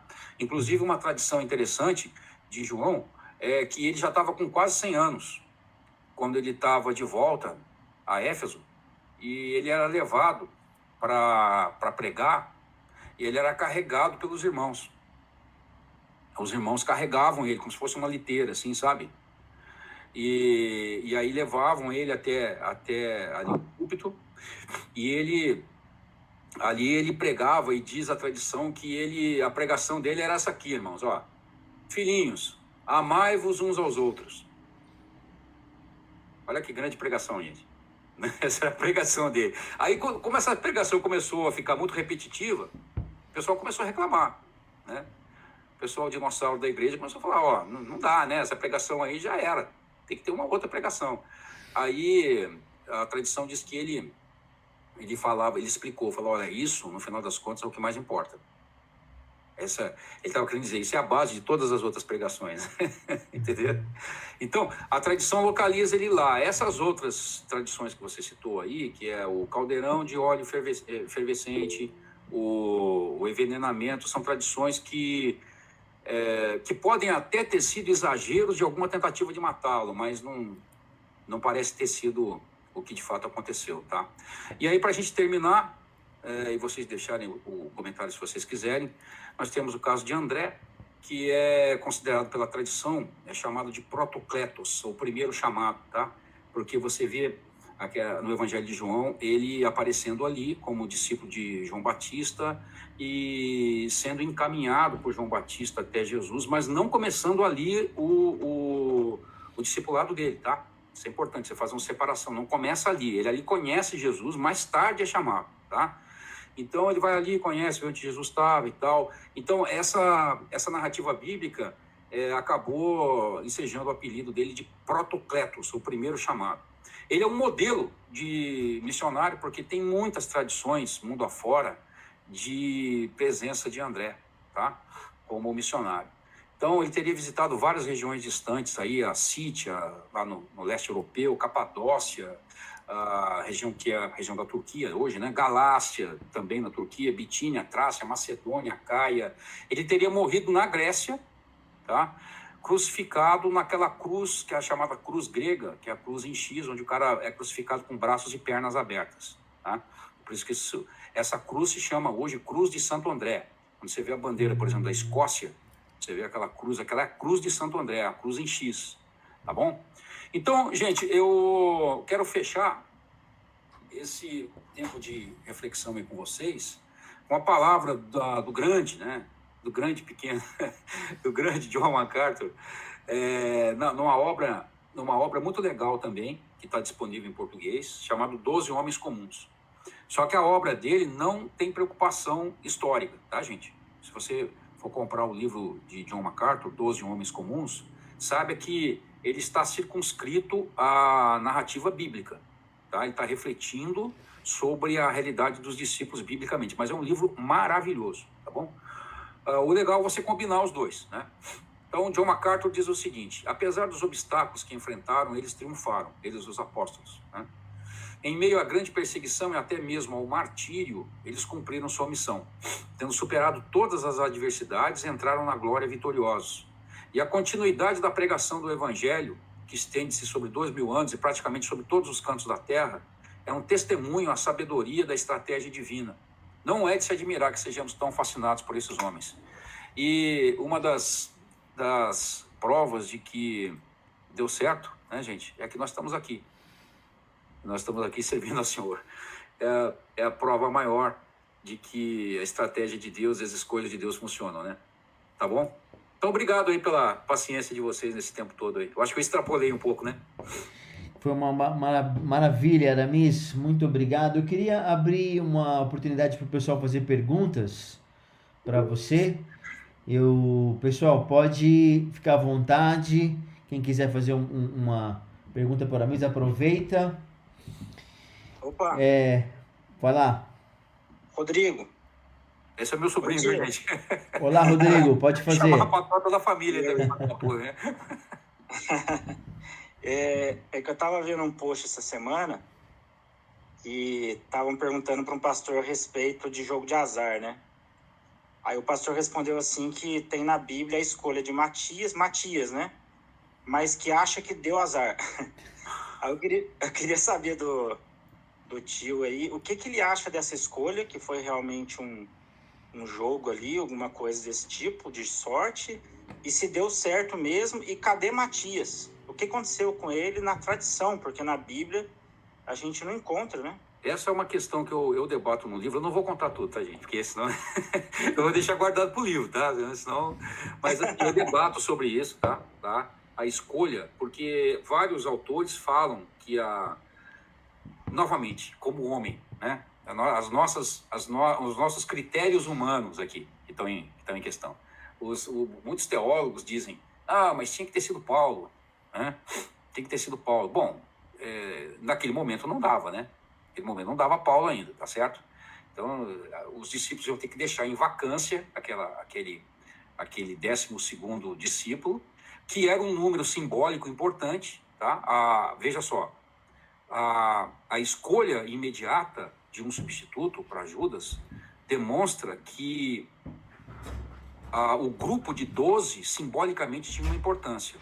O número 12, nós sabemos que na numerologia bíblica tem uma importância grande, né? Então Paulo não dava naquele momento, o cara não tinha se convertido, tá? Não existia Paulo convertido naquele momento, tá? Então foi lançado sorte, é aí que está a questão, né? Foi lançado sorte e foi escolhido Matias, né? Havia outros ali, né? Possivelmente todos eles piedosos, e um tinha que ter sido escolhido. Eu acredito, e aí vai ser uma opinião minha só, né? Valor de uma opinião, que eles seguramente devem ter tido alguma direção para fazer isso, já que tinha que ter escolhido um nome, tá? E eles fizeram por meio de lançar sortes, eles fizeram confiando no Senhor. Parece que eu me lembro que eram 2 nomes que eles tinham, e aí eles lançaram para escolher um deles. Era comum, né, na cultura judaica, o Urim e o Tumim. O Urim e Tumim já era uma tradição, né? Já era, claro, era uma coisa sacerdotal, né? Inclusive é mencionado na lei, né, de Moisés. Sim. Para quando havia situações que tinha que tomar uma decisão, não sabia não tinha como decidir, então era esse um recurso. Exatamente. Então, eu acredito que o fato deles terem a necessidade de escolher a necessidade de escolher alguém ali, naquele momento, era para preservar a simbologia dos 12, tá? Como instituto dos 12 apóstolos, que o Senhor Jesus escolheu, tá? Outra questão que você falou, o que foi dele na tradição? Vocês lembram que eu falei para vocês no começo do problema dos homônimos, né? O problema dos homônimos foi um fator, digamos assim, de certa dificuldade para a pesquisa. Mateus e Matias têm a mesma raiz, tá? Tem a mesma raiz. Então, as tradições ligadas a Mateus e ligadas a Matias se misturaram. E o que Matias vai aparecer muito ligado à pregação na Etiópia também, no norte da África, tá? Próximo de Israel, né? E também onde tinha colônia judaica, né?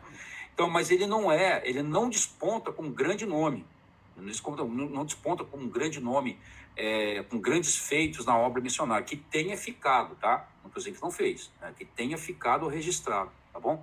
Então, essa é a questão, até onde eu posso ir aqui, né? Aramis, sobre Pedro é reconhecido na tradição como um líder da igreja, um líder forte, né? Hoje nós falamos muito de Paulo, porque Paulo escreveu muita coisa no Novo Testamento, então há uma liderança forte dele. Mas sobre Pedro, ele realmente era um discípulo, um apóstolo que tinha uma liderança na igreja? O que você lembra disso? Olha, é interessante, é muito forte o fato de que o nome dele sempre aparece encabeçando todas as listas apostólicas, né? Que é Mateus 10, Lucas 3, Lucas 6, Marcos 3, Atos 1. Sempre aparece. Você tem variações em outros nomes, na posição de outros nomes, mas Judas aparece sempre por último, né? E o dele sempre no começo. Ele tinha uma... É notório isso nas Escrituras, que ele tinha, enquanto discípulos, eu não estou falando como apóstolos, tá? Como discípulos ali, naquele momento com o Senhor, tá? Ele tinha uma posição de iniciativa muito grande. Ele tinha, isso é perceptível, tá? Isso fazia com que ele também desse muita canelada, né? Porque era um cara muito precipitado, né? Dava canelada, até quando ele queria acertar, às vezes ele errava.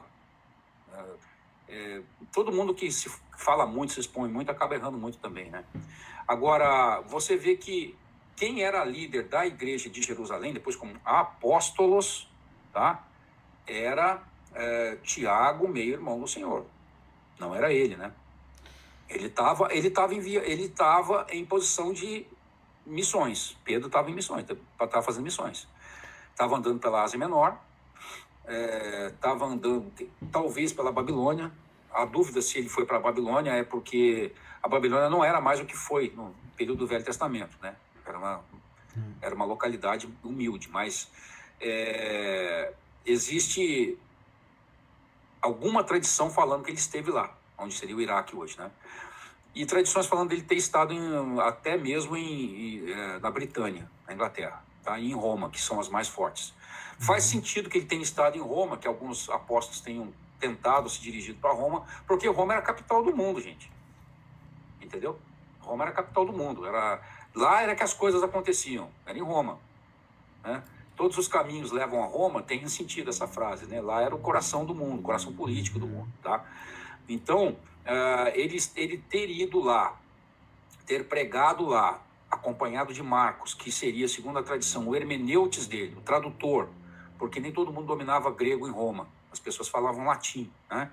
E provavelmente Pedro não era versado em latim, ele devia falar o grego comum, tá? E o aramaico, e devia ler hebraico, mas não devia ser versado em latim. Então, Marcos, como cidadão romano, devia falar latim e foi possivelmente o tradutor dele em Roma.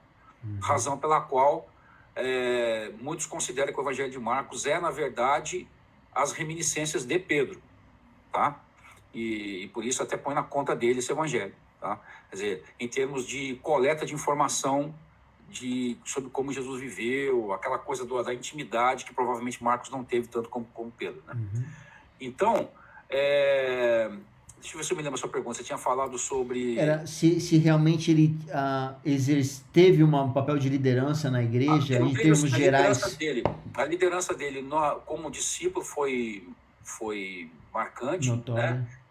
Formalmente, no começo da igreja, ele não foi o líder da igreja em Jerusalém, isso está claro, ele não foi, tá? Mas um ponto importante, né, quando ele se levanta em Atos 2 para dar uma palavra para todo mundo, mostra uma liderança dele, né? Acho que... mostra a liderança dele, que ele está tendo um campo missionário que está nas mãos dele.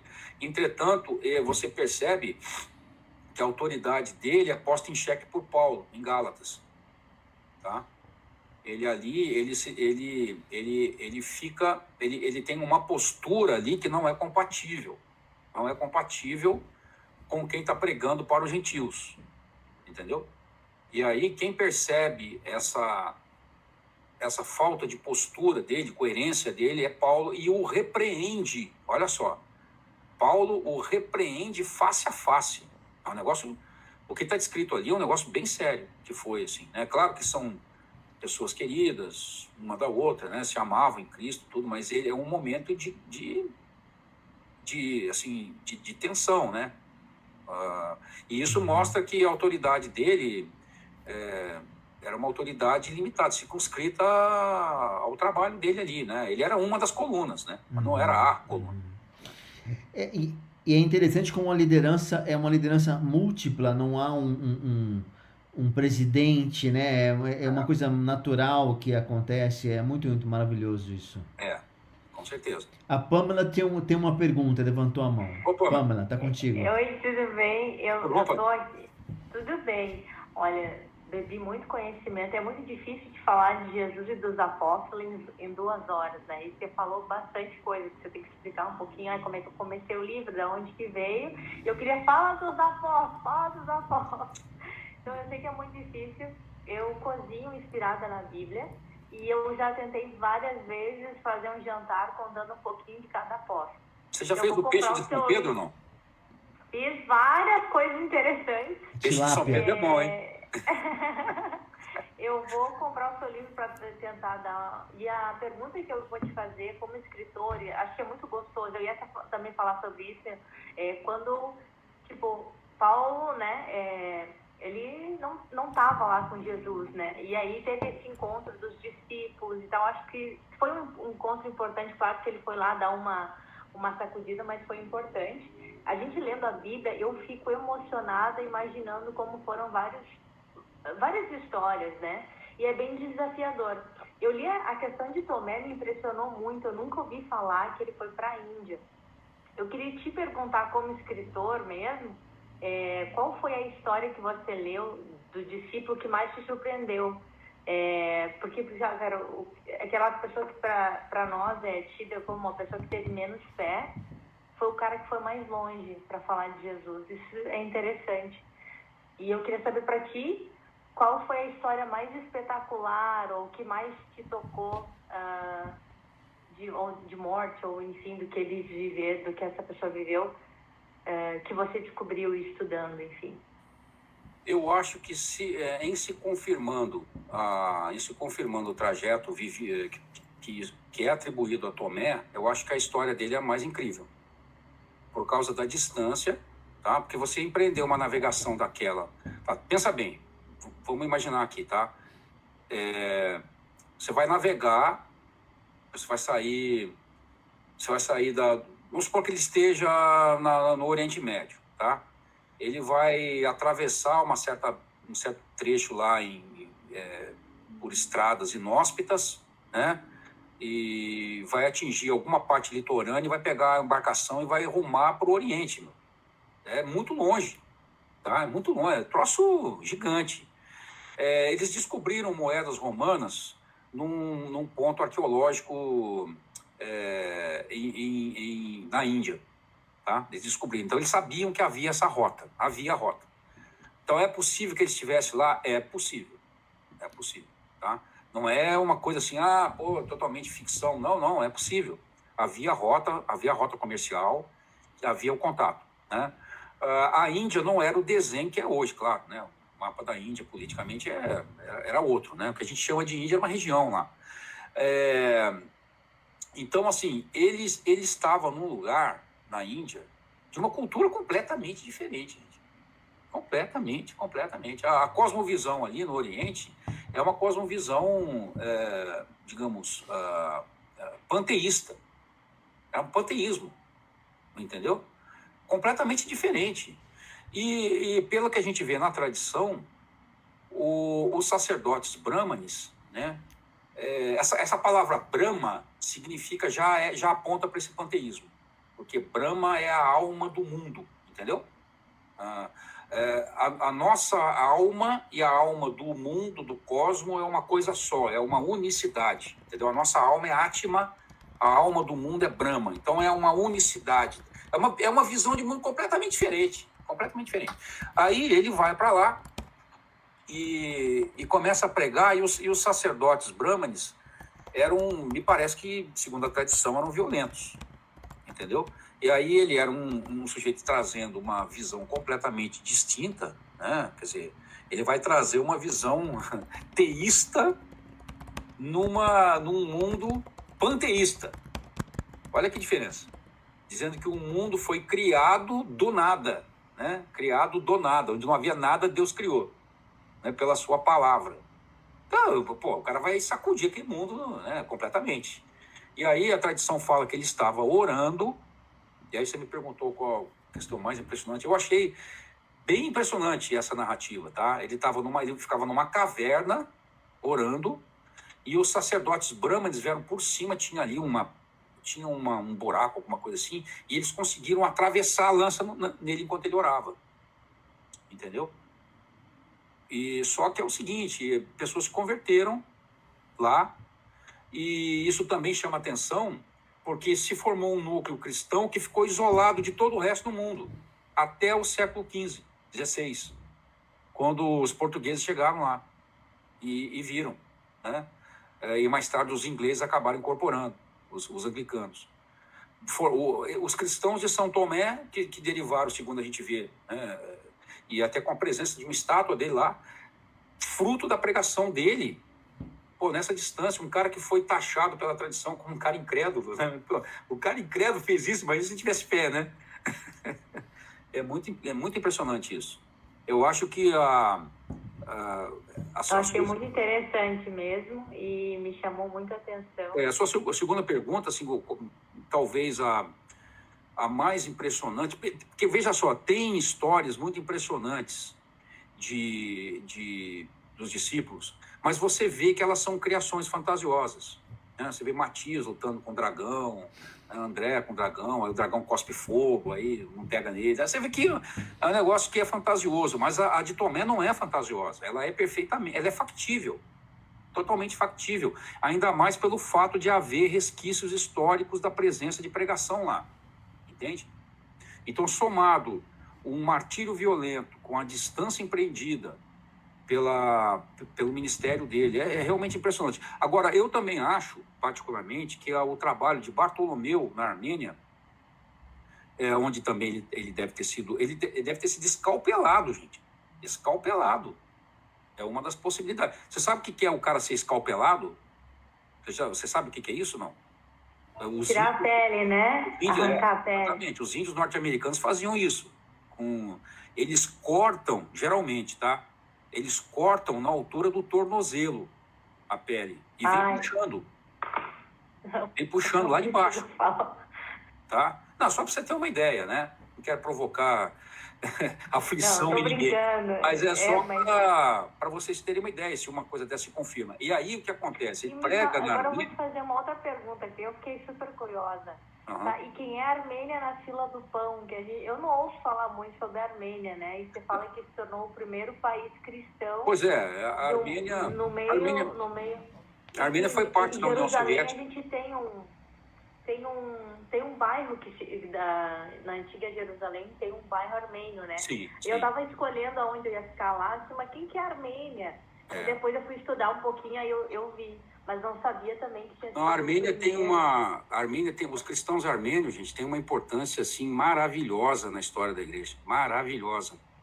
Porque o trabalho de Bartolomeu, né, como o chamado iluminador da Armênia, vai provocar a ida de outros missionários para lá, nos séculos 2, 3, entendeu?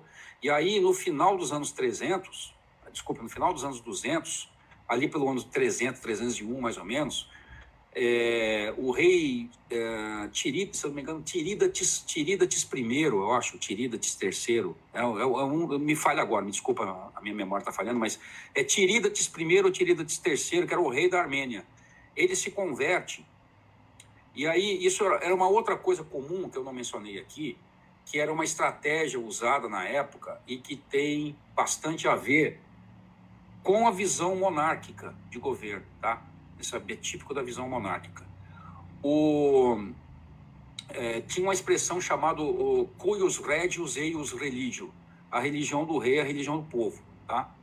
Quando o rei se convertia, geralmente o povo, em sujeição ao rei, se convertia também àquela religião, tá? Em sujeição ao rei. Se a conversão era genuína ou não é outra coisa, né? Tá?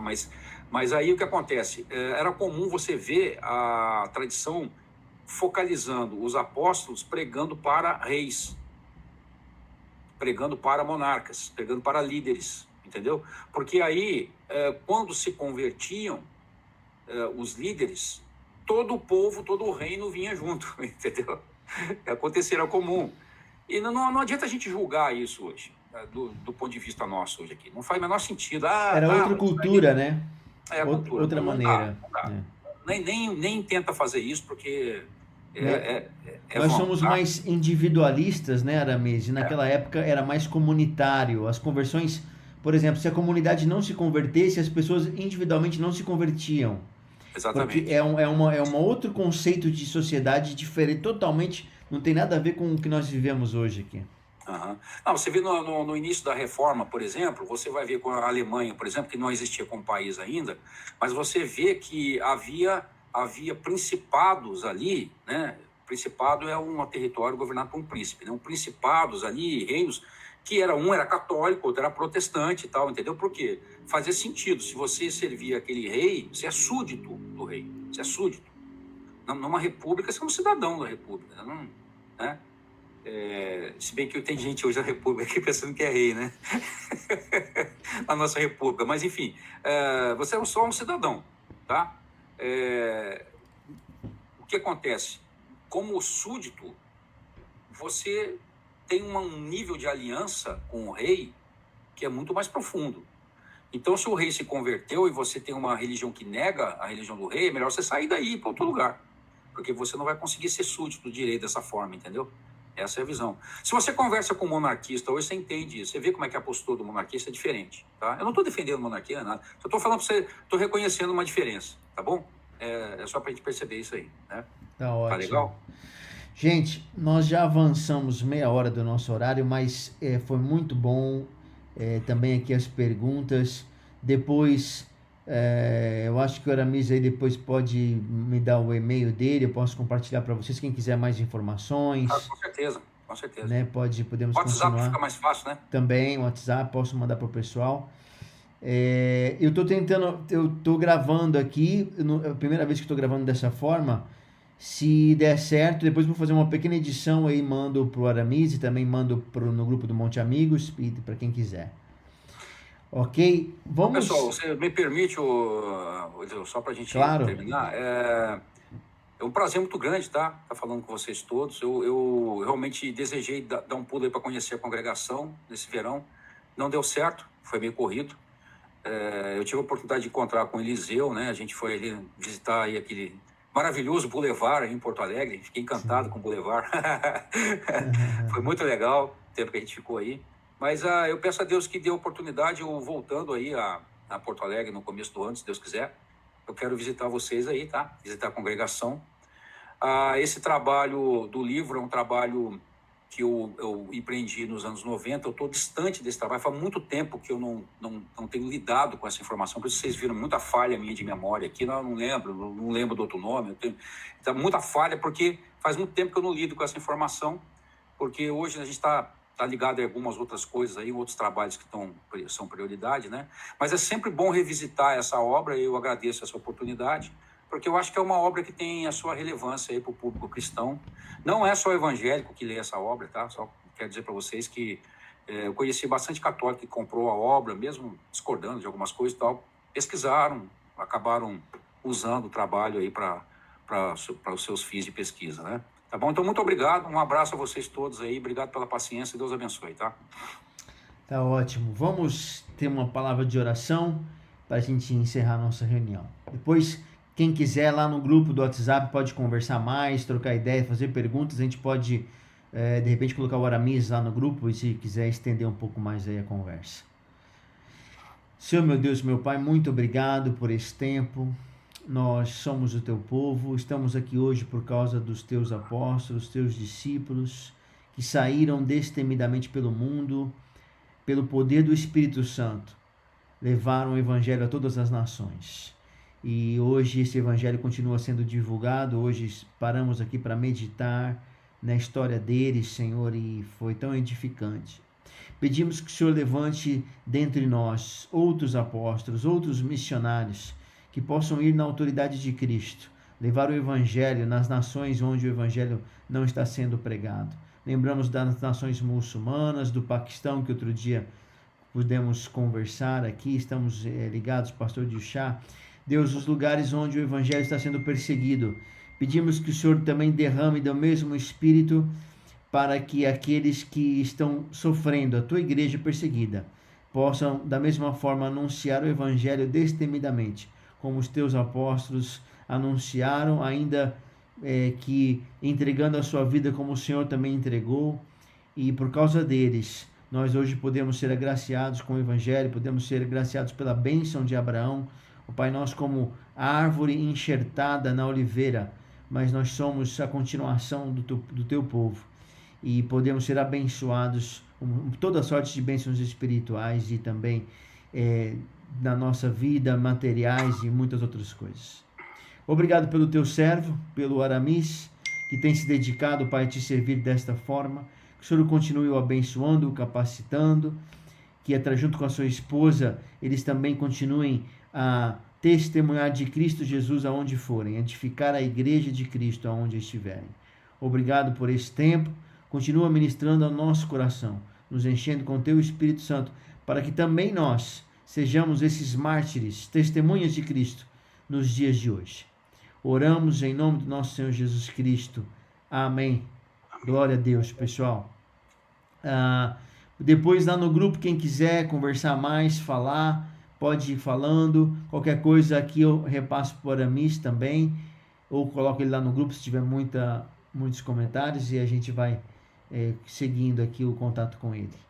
Aramis, mais uma vez, obrigado. Pessoal, Deus abençoe. vou pedir lá na livraria para a gente ter o livro. Quem quiser, é muito rico, muito interessante. Vale a pena. Fica a dica aí. Deus abençoe todos vocês. Obrigado, Aramis. Obrigado, pessoal. Obrigado, viu? Tchau, tchau. Deus abençoe. Tchau. Deus abençoe vocês. Obrigado. Até mais. Foi muito bom. Valeu, Ivone. Valeu, Carminha, Lucas, todo mundo aí. Tchau. Tchau. Glória a Deus. Deus abençoe.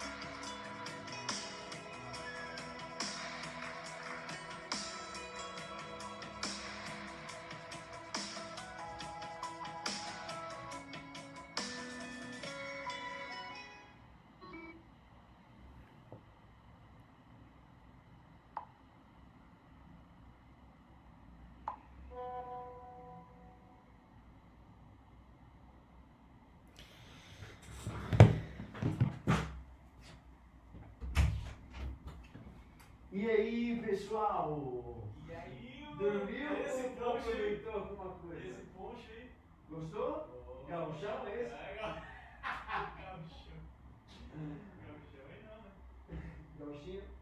Cara, o que você achou? Ato de conhecimento, né? Vou dar pra te mostrar. Mano, Fala. tu era o host lá, não era? Quando tu sai, não. Ah, eu tenho que desligar aqui Peraí que tem que desligar o vídeo aqui, rapaz. Não, mas eu acho que tu já saiu, não saiu? Não, eu saí, mas eu tinha que... Deixa eu ver onde que... Não tá aparecendo teu vídeo, não tá aparecendo